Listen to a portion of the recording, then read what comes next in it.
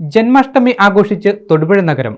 ശ്രീകൃഷ്ണ ജയന്തിയോട് അനുബന്ധിച്ച് ബാലഗോകുലത്തിന്റെ നേതൃത്വത്തിൽ തൊടുപുഴ നഗരത്തിൽ വർണ്ണാഭമായ ശോഭായാത്ര നടത്തി.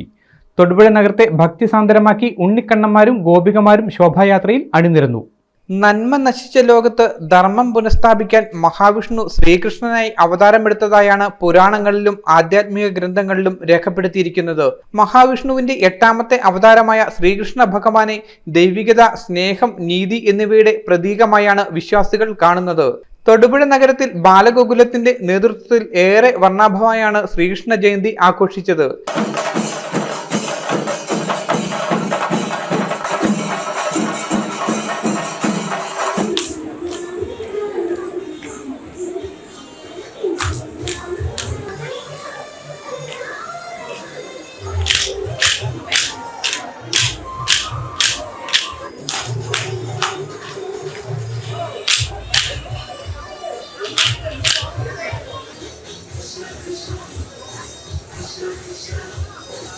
കൃഷ്ണ ജന്മാഷ്ടമിയുടെ ഭാഗമായി വിവിധ ക്ഷേത്രങ്ങളിൽ നിന്നും നൂറുകണക്കിന് ഭക്തജനങ്ങളുടെ അകമ്പടിയോടെ എത്തിയ ശോഭായാത്ര തൊടുപുഴ നഗരത്തിൽ സംഗമിച്ചു.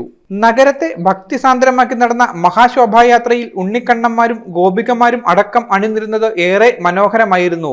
ഇതിനൊപ്പം ഉറിയടി അടക്കമുള്ള കലാപരിപാടികളും നടന്നു.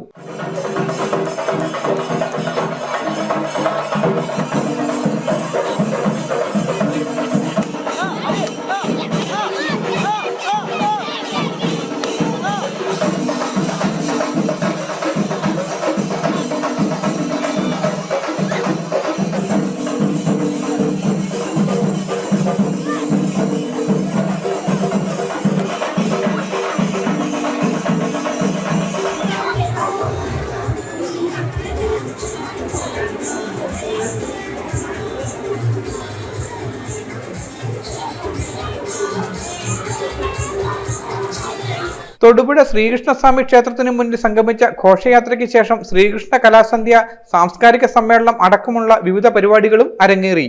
News bureau, MG news. പരിശുദ്ധ സ്വർണത്തിൽ കലയുടെ മഹിത സൗന്ദര്യം ഒത്തുചേരുന്ന അത്യപൂർവമായ ആഭരണങ്ങൾക്കൊപ്പം ഏറ്റവും പുതിയ ഡിസൈൻ ആഭരണങ്ങളുടെ അതിവിപുലമായ കളക്ഷനുമായി മലബാർ ഗോൾഡ് ആൻഡ് ഡയമണ്ട്സ് നിങ്ങൾക്കായി ഒരുക്കുന്ന ആർട്ടിസ്ട്രി ഷോ ഓഗസ്റ്റ് 29 മുതൽ സെപ്റ്റംബർ 1 വരെ ഞങ്ങളുടെ തൊടുപുഴ ഷോറൂമിൽ.